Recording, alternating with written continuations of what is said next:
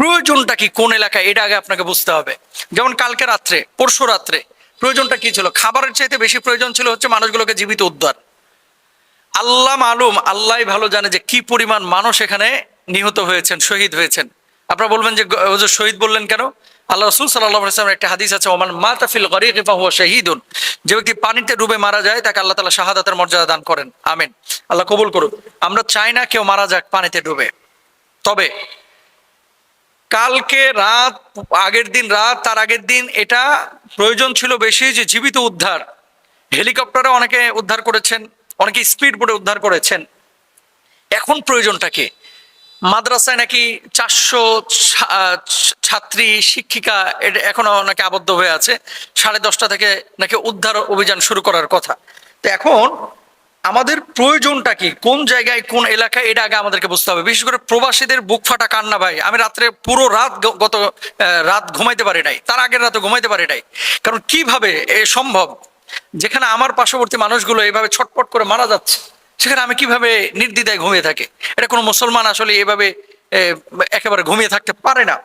এখন আপনারা যারা সাহায্য সহযোগিতার জন্য যাচ্ছেন, দুটো বিষয় এখানে খেয়াল করবেন। এক নাম্বার, যখন সাহায্য চাচ্ছেন ব্যক্তি উদ্যোগে এটা না হয়ে বড় বড় ফাউন্ডেশন, আসন্না ফাউন্ডেশনের মতো যে বড় বড় ফাউন্ডেশনগুলো যারা কাজ করতেছে, যাদেরকে আপনারা আমানতদার মনে করেন, তাদেরকে আপনারা টাকাটা দেন। কারণ আপনার চাইতে তারা অভিজ্ঞ। আর আপনি ইনফিরাতি ভাবে মনে করেন 25,000 30,000 টাকা তুলে নিয়ে গাড়ি ভাড়া করে চলে গেলেন, তো পুরো অর্ধেক তো গাড়িতেই খায় ফেললো। তো এই জায়গাগুলো আমাদের খেয়াল করা উচিত। 2 নম্বর আরেকটা বিষয়, অর্থ সহায়তা। এটা পরবর্তী স্টেপ হবে আমাদের, অর্থ সহায়তা। কারণ পুনর্বাসনের জন্য যখন বন্যা চলে যাবে, তখন অনেকে দেখবে বাড়ি নাই, অনেকের বিছানা কাঁথা নাই। তো অর্থ এটা এখন থেকেই নির্ধারণ করে রাখতে হবে। 2 নম্বর আরেকটা বিষয়, শুকনো খাবার। শুকনো খাবারগুলো আমরা এখন থেকেই আমরা বিতরণের জন্য চেষ্টা করব। যারা যাচ্ছে এবং অভিজ্ঞ, বিশেষ করে সেনাবাহিনীর হাতে তুলে দিতে পারি, অথবা ওখানে যারা অভ্যন্তরীণ যারা কাজ করতেছে এক্সপার্ট, তাদের হাতে তুলে দিতে পারি। তারপরে লাইফ জ্যাকেট, ওই যে যেটা পরে ভেসে থাকা যায়, এরকম কিছু লাইফ জ্যাকেট আমরা নির্ধারণ করতে পারি। রেইনকোট, এগুলো আমরা ব্যবস্থা করতে পারি। বৃষ্টি যেহেতু হচ্ছে, ছাতার ব্যবস্থা করতে পারি। টর্চ লাইট, যেটা আমরা অনেকেই এই ত্রাণ দেওয়ার সময় খেয়াল করি না, অথচ বন্যা দুর্গত এলাকায় যেহেতু বিদ্যুৎ থাকে না, এটা কিন্তু একটা এসেনশিয়াল পার্ট জীবনের জন্য। টর্চ লাইটের আমরা ব্যবস্থা করতে পারি। তারপরে চার্জার লাইটের আমরা ব্যবস্থা করতে পারি। রান্না করা খাবার শুকনো জায়গা থেকে করে আমরা এই খাবারগুলোকে ভেজা অঞ্চলে অথবা বন্যা দুর্গত এলাকায় আমরা দিতে পারি। স্পিড বোর্ডের ব্যবস্থা করতে পারি। মোবাইল রিচার্জের জন্য আমরা ভালো ব্যবস্থা করে দিতে পারি। অনেকের আছে ওই যে আপনার কি বলে, এখন ভালো ভালো পাওয়ার ব্যাংক বাইর হয়েছে, যে এক পাওয়ার ব্যাংক থেকে প্রায় 4টা 5টা মোবাইল অনায়াসে চার্জ দেওয়া যায়। তো সেক্ষেত্রে পাওয়ার ব্যাংকের ব্যবস্থা করে, কারণ কমিউনিকেশন ছাড়া তো আমি বুঝতে পারতেছি না যে কোন মানুষটা বিপদে আছে।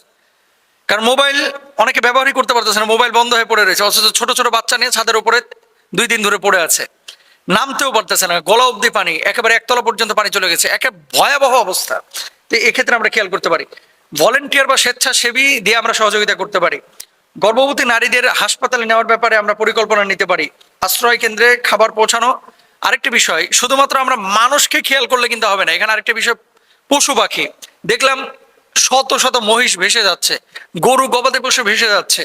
আপনি যখন একটা উঁচু স্থানে নিজে আশ্রয় পেয়েছেন, একটা কুকুরকেও কিন্তু আপনি আশ্রয় দিতে পারেন যদি আপনার সুযোগ থাকে। কারণ এই পশু পাখি, তারও তো একটা রূহ আছে ভাই। এগুলোকে আমরা খেয়াল করবো ইনশাআল্লাহ তাআলা। শুধুমাত্র মানুষের খাবারের ব্যবস্থা করলে হবে না, পশু পাখিদের খাবারের ব্যবস্থা করতে হবে, এটা আমরা খেয়াল করব। আশ্রয় কেন্দ্রে খাবারটা যথাযথভাবে এটা বিতরণ হচ্ছে কিনা সেটা তদারকি করতে হবে এবং খাবারটা পৌঁছাতে হবে। শুকনো খাবার, বিশেষ করে চিড়া, মুড়ি, খেজুর, এই খাবারগুলো আমরা নজর দিতে পারি। মোমবাতির দিকে নজর দিতে পারি। মহিলাদের প্যাড, যেটা আমরা অনেকে খেয়াল করি না, মেয়েদের প্যাডের ব্যাপারে, কারণ অনেক মেয়ে অসুস্থ হতে পারে। এরকম সিচুয়েশনে আসলে যারা পড়েছে তারা জানে এটা কতটা কঠিন মুহূর্ত। তো সেক্ষেত্রে আমরা এই যে জিনিসটা খেয়াল রাখতে পারি। ওষুধ সামগ্রী, যেগুলা ফার্স্ট এইড বক্সে থাকে আর কি, সাধারণত অনেকে সাপে কাটতে পারে, অথবা কেটে যেতে পারে, অথবা জ্বর হতে পারে।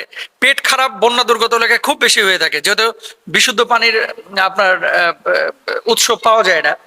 তো সেক্ষেত্রে সেই মেডিসিন হতে পারে। তারপরে আল্লাহ সুবহানাহু ওয়া তাআলার কাছে তাদের জন্য আমরা দোয়া করতে পারি যে আল্লাহ তাআলা যেন তাদেরকে বিপদ আপদ থেকে রক্ষা করেন।